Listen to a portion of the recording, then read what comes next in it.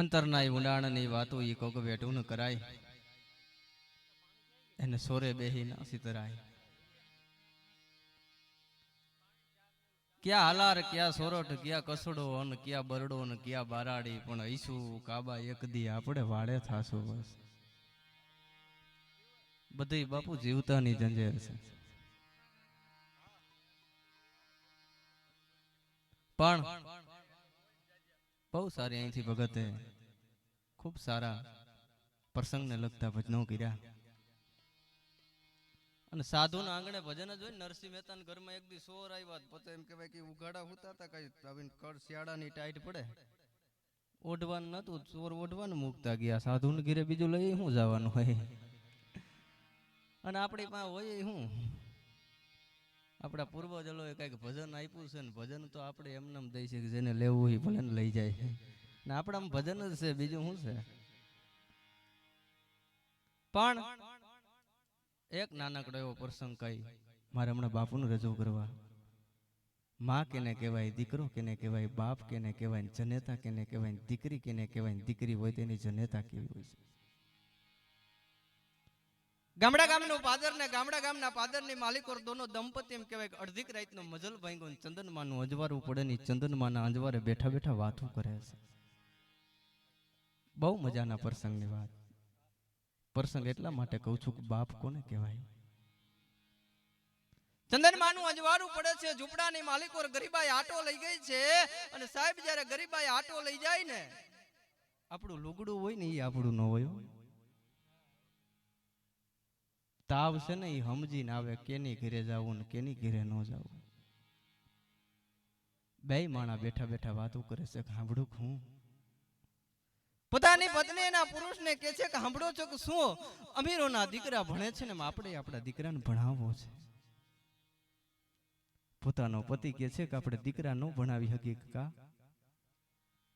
એક દીકરા આપણે ના ભણાવી શકીએ કેમ કે અમીરોના દીકરા ભણે છે, એની પાસે તો જમીન જાયદાદ છે, સંપત્તિ છે, રૂપિયા છે. આપણે દીકરાને ન ભણાવી શકીએ કા. આપણે બપોરે મહેનત કરીને ત્યારે હાંજે ખાવાનું મળે છે. પાવડાને તગારા સિવાય કોઈનો સહારો નથી. દીકરાને ન ભણાવી કે આ પ્રસંગ એટલા માટે કહું છું કે હું સાધુ છું ને તમે સાંભળવા વાળા સાધુ છો. દીકરાને ન ભણાવી શકી. પોતાની પત્ની એમ કે હું પેટે પાટા બાંધી ખેતરની માલિકો કાળી મજૂરી કરી, પણ મારા એકને એક દીકરાને મારે ભણાવવો છે, મારા દીકરાને મારે ભણાવવો છે. પોતાના દીકરાને એમ કહેવાય કે હોસ્ટેલની માલિકો ભણવા મૂક્યો, એના 6 મહિના વ્યા ગયા. એક દી જનેતા કલ્પાન કરે છે કે માં કલ્પાન કરે છે આપણા દીકરાને ભણવા મૂક્યો, એના 6 મહિના ગયા, એનો કાગળ નથી આવ્યો ને આપણે કાગળ નથી લખ્યો. મેં મજૂરી કરીને થોડાક રૂપિયા ભેગા કર્યા છે અને મારા દીકરા હાટુ હુકડી બનાવી છે. તમે હોસ્ટેલમાં જાઓ, હુકડીને રૂપિયા આપી આવો તો એને કાયમ આવી જાય. પોતાનો બાપ છે હોસ્ટેલના ડેલાડરા ડગલા માંડે છે, પણ પોરાના પલા છૂટે છે. હમણાં મારા દીકરાને ખબર પડી છે તો હડી કાઢીને મને બત ભરી લે કે મારો બાપ આવ્યો, મારો બાપ આવ્યો, મને પગે લાગશે મારો દીકરો કે મારો બાપ આવ્યો. પોતાનો બાપ છે હોસ્ટેલની માલિકો પગ મૂકે, ના દીકરાને ખબર પડે કે ના તો એનો દીકરો ડોઈટ મૂકે, પોતે બાપની પાસે આવીને પૂછે છે કે હું કામ આવ્યા છો. એક હુકામ આવ્યા છો કે મેન તારી માએ મજૂરી કરીને થોડાક રૂપિયા ભેગા કર્યા છે, તારા હાટુ હુકડી બનાવી છે, એ રૂપિયાનો હુકડી તને કાયમ આવી જાય ને એટલા માટે આ હુકડીને રૂપિયા આપવા આવ્યો છું. પોતાનો દીકરો એના બાપને સામું જોઈને એટલું કહે છે કે આજ પછી મારી હોસ્ટેલમાં કોઈ દી પગ ન મૂકતા સાહેબ. બહુ મજાના પ્રસંગની વાત, આ ઇતિહાસ બનેલો છે, કોક દીક તપાસી લેજો. એક આજ પછી મારી હોસ્ટેલમાં કોઈ દી પગ ન મૂકતા કે બેટા આમ કેમ બોલસ કે અમીર બાપના દીકરા રે મારી ભાઈબંધાઈ હોય, અમીર બાપના દીકરા રે મારી બેઠક ઉઠક હોય ને તમે લગર વગર લુગડા પહેરીને વિયાવો તો કાલ મારા ભાઈબંધો એમ કે કવો લગર વગર લુગડે તારો બાપ. પોતાના બાપને એમ થયું કે આ શબ્દ હું સાંભળી હગ્યો પણ એની માં નહીં સાંભળી હગે, એની જનેતા નહીં સાંભળી હગે. ઘરે આવે એટલે પૂછે કે આપણો દીકરો બહુ મજામાં, આપણો દીકરો તને બહુ યાદ કરતો તો, એમ કહેતો તો કે માને મળવું તું કે એને લઈ આવ્યા નહીં, કે આપણો એકનો એક દીકરો ને મોટું ભણે છે ને એને લાવી નો હગી, એને રજા નો મળે. મિત્રો આ વાતની માથે પાછા 5-6 મહિના જાય એટલે જનેતા કલ્પાન કરે મજૂરી કરીને રૂપિયા ભેગા કર્યા છે, મારા દીકરા હાટુ હુકડી બનાવી છે, જાઓ હોસ્ટેલમાં જઈને હુકડીને રૂપિયા આપી આવો. હુકડી બહાર નાના નાના છોકરાઓને ખવડાવી દઈએ, પૈસા મોનિટર કરીને ઘરે જઈને એટલું કે આપણો દીકરો તને બહુ યાદ કરતો હતો, આપણો દીકરો તને બહુ યાદ કરતો હતો. આ વાતની માથે એમ કહેવાય કે વર્ષો મહિના વીતવા 15 થી 17 થી 20 વર્ષ વાતની માથે વયા ગયા. એક દી જનેતા રર આહુણે રુદન કરે છે કે અમીરોના દીકરા હોય એ તો ભણી ગણીને ઓફિસર બનીને ગામડે પાછા આવે, આપણો દીકરો કેવડું મોટું ભણે છે કે હું તો મારા દીકરાને મળી નથી શકતી. એક આપણો દીકરો કેવડું મોટું ભણે છે કે હું તો મારા દીકરાને મળી નથી શકતી. તે પોતાનો પુરુષ છે હિંમત કરીને કહે છે કે તું સાંભળી શકીશ કે શું? આપણો દીકરો હવે આપણો નથી રહ્યો. એક આપણો દીકરો હવે આપણો નથી રહ્યો કે આમ હુકામ બોલો છો કે જેથી હોસ્ટેલની માલિકોને હુકડીને રૂપિયા દેવા જતો ત્યારે આપણો દીકરો એમ કહેતો કોઈ દી મારી હોસ્ટેલમાં પગ ન મૂકતા કે આપણો દીકરો છે ક્યાંક એટલું નહીં. આપણા દીકરાએ લગ્ન કરી લીધા છે ને એની ઘરે વવારું પણ આવી ગયા છે. દીકરાએ લગ્ન કરી લીધા એ શબ્દ જેથી માના કાન ઉપર પીડ્યા, જનેતાના કાન ઉપર પીડ્યા. આ જગતની માલિકો એક માન બાપ પાત્ર એવું છે સાહેબ, દીકરા ગમે એવા હોય પણ માને વાલા હોય, દીકરા ગમે એવા હોય ની બાપને વાલા હોય. કે આપણા દીકરાએ લગ્ન કરી લીધા છે ને એ ઘરે હોવારું આવ્યા છે ને શબ્દ જે જનતાના કાન માથે પડ્યા કે ઝટ મને મારા દીકરા પાસે લઈ જાઓ, મારે મારા દીકરાની વહુને જોવી છે, એની મારી હોવારુંને જોવી છે, એના દુઃખના લઈને મારે મારા આંગળીને તાજવા ફોડવા છે. કેટલું નહીં કે સાંભળ, આપણા દીકરાની ઘરે બે નાના નાના દીકરા છે એ શબ્દ જ્યાં જનેતાના કાન માથે પડ્યા, ઝટ મને મારા દીકરા પાસે લઈ જાઓ, મારે મારા દીકરાને ગોઠણીયા માથે બેહાડીને રમાડવા છે. કેટલું નહીં આપણો દીકરો હાલનું નાસિકનો કલેક્ટર બન્યો હશે. નાસિકનો કલેક્ટર બન્યો એ શબ્દ જેથી જનેતાના કાન માથે પડ્યા કે પેટે પાટા બાંધી ખેતરની માલિકો કાઢી મજૂરી કરીને મારા દીકરાને ભણાવ્યો, આજ મારો દીકરો નાસિકનો કલેક્ટર બની ગયો. આપણો દીકરો તમને ન ઓળખી હગે પણ મને દેખશે તો ડોઈટ મૂકશે કે મારી માં આવી, મારી જનેતા આવી, જઈટ મને મારા દીકરા પાસે લઈ જાવે. નાસિકની માલિકોરા પ્રસંગ બનેલો છે, પોતે એમ કે અંગ માથે કપડા નથી, પગમાં ચંપલ નથી, અને નાસિકની માલિકો કલેક્ટરના બંગલાની સામે ઉભા રહીને એના ચોકાઈતને કીધું કે જાવ તમારા સાહેબને જઈને કયો ગામડેથી ના મા બાપ આવ્યા છે. અહીંથી શબ્દ છૂટો કે જાવ તમારા સાહેબને જઈને કહો કે ગામડેથી ના મા બાપ આવ્યા છે. અને કલેક્ટર પોતે એમ કહેવાય ખવારના પોરમાં ધાબા માથે અને ત્યાં જઈને ચોકાઈત એટલું કહે છે કે સાહેબ ગામડેથી તમારા મા બાપ આવ્યા છે. બાલ્કનીમાં આવી ડોકું કાઢી અને પોતે એના ચોકાઈતને એટલું કે છે કે મેં તને કેટલી વાર ના પાડી કે ભિખારીઓને મારા બંગલાની સામે કોઈ દી ન ઉભા રહેવા દેવાતા કાઢી મોઈ. એક આવા ભિખારીને મારા બંગલાની સામે કોઈ દી ન ઉભા રહેતા. આ શબ્દ જેમ કહેવાય કે એના બાપના કાન ઉપર પડ્યો કે આ શબ્દ હું સાંભળી હગી છે એની જનેતા નહીં. એના વીરમાં કલેક્ટરનો બાપ છે એ નાસિકની ધરતી ઉપર ઠરી જાય છે ને એનું પ્રાણ પંખીડું ઉડી જાય છે. ઉપર આબ છે, નીચે ધરતી છે, બીજા કોઈનો સહારો નથી. નાસિકની માલિક પર ભીખ માગીને કફનની વ્યવસ્થા કરીને એના ધણીને અગ્નિદાહ દેવામાં આવ્યો છે. નાસિકનું હાલનું જે આજની તારીખનું મોટું મંદિર કહેવાય એ મોટા મંદિરે ભિખારીની લાઈનમાં કલેક્ટરની જનતા ભીખ માંગવા માટે બેઠા હશે. એમાં એક દી રવિવારનો સમય, બધાય ભિખારીઓ આનંદમાં છે, બધાય ભિખારીઓ મોજમાં છે. એટલે પૂછે છે કે માં આજ બધાય તમે આનંદમાં કેમ છો? માં તને ખબર નથી કે ના, બાજુમાં કલેક્ટર સાહેબનો બંગલો છે, એમના પત્ની બહુ દયાળુ છે, બહુ પ્રેમાળ છે, અને દર રવિવારે અહીંયા ભિખારીને દાન કરવા માટે આવે છે. કલેક્ટરના પત્ની અહીંયા આવવાના છે એટલે બધા આનંદમાં છે.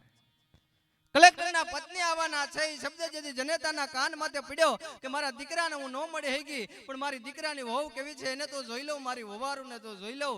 જ્યાં દાન કરતા જાય, કોઈને હાડલો આપે, કોઈને રૂપિયા આપે, કોઈને નાસ્તો આપે. જ્યાં કલેક્ટરની જનેતા બેઠા છે ત્યાં કલેક્ટરના પત્ની આવે એટલે કલેક્ટરની જનેતા છે એ કલેક્ટરની પત્નીના પગ પકડે છે. માં, મારી માં જેવડી તારી ઉંમર છે, તારે મારા પગ ન પકડાય. માં, મારે તારા પગ પકડવા જોઈએ. માં, હું કામ રોસ કે બેટા મોટા ઘરની વવારું છું, ધણીએ લાંબુ ગામતરું કરી લીધું છે અને મારો એકનો એક દીકરો મને મૂકીને ક્યાંક વિયો ગયો છે. મારો એકનો એક દીકરો મને મૂકીને ક્યાંક વિયો ગયો છે. આ શબ્દ જે એમ કહેવાય છે એ કલેક્ટરના પત્નીના કાન ઉપર પડ્યા. ત્યારે કલેક્ટરની જનેતા એટલું કહે છે કે મને તારી ઘીરે લઈ જા ને આખો દીમાં એક નહીં પણ અડધો જ રોટલો દેજે, તારા ઘરનું કામ કરી. એક આખો દીમાં અડધો જ રોટલો દેજે, તારા ઘરનું કામ કરીશ, મને તારી ઘરે લઈ જા. હાલ માં, હાલ મારી ઘરે હાલ. પણ આમ દહક ડગલા જે આગળ હાલે એટલે બાજી કહે છે કે અમારા ઘરના અમુક નિયમ હોય હું કે જે ઘરે અમે કામ કરીને એ માલિકને મોઢું ન બતાવી. હું કામ કે મારો દીકરો મારું મોઢું જોઈ જાય તો પાછો મને ઘરમાંથી બહાર કાઢી મૂકશે. કાંઈ વાંધો નહીં, માલિકને મોઢું ન બતાવતી. એમાં એક દીનો સમય લાજનો ઘૂમટો તાણી અને ઘરની માલિક પર કામ કરે છે. એક દી કલેક્ટર એની પત્નીને પૂછે છે કે આ કામવાળી ક્યાંથી લેવી છો કા આપણા દીકરા આપણી પાસે નથી રહેતા એટલે તો આ માજી પાસે રહ્યા. જગતની માલિકો રૂપિયા કરતા વ્યાજ વધારે વાલો હોય, રૂપિયા કરતા વ્યાજ વધારે વાલો હોય.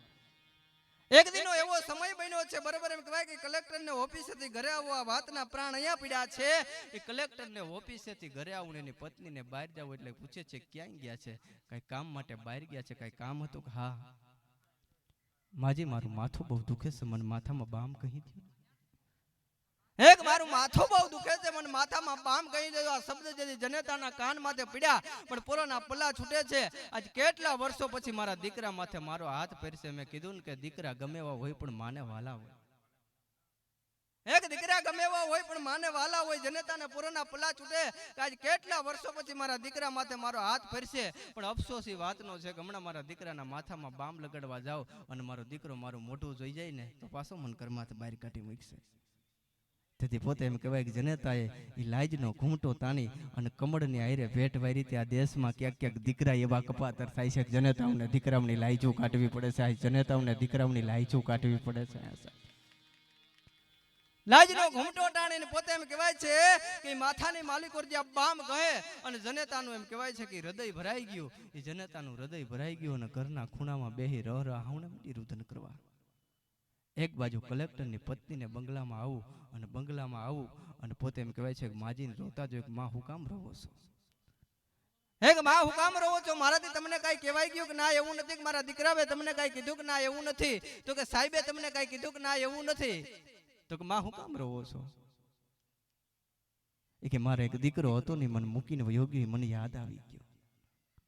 એક મારે એક દીકરો હતો એ મને મૂકીને વયો ગયો, એ મને યાદ આવી ગયો. અને ત્યારે પોતે એમ કહેવાય કે કલેક્ટરની પત્ની એમ કહે છે કે માં તમારા ઉછેડમાં કાંઈ ખામી ન હોય, તમારા પ્રેમમાં કાંઈ ખામી ન હોય, મારા દીકરા તમારા સિવાય રહેતા નથી અને તમારો દીકરો તમને મૂકીને વયો ગયો કે હા, કે દીકરાનું નામ તને આપું પછી તું મને ઘરમાં બહાર નહીં કાઢી મૂક કે નહીં કાઢી મૂક. હજી કહું છું કે મારા દીકરાનું નામ તને આપું પછી તું મને ઘરમાં બહાર નહીં કાઢી મૂક ને નહીં કાઢી મૂકું. છેલ્લી વાર કહું છું મારા દીકરાનું નામ તને આપું પછી તું મને ઘરમાં બહાર નહીં કાઢી મૂક ને.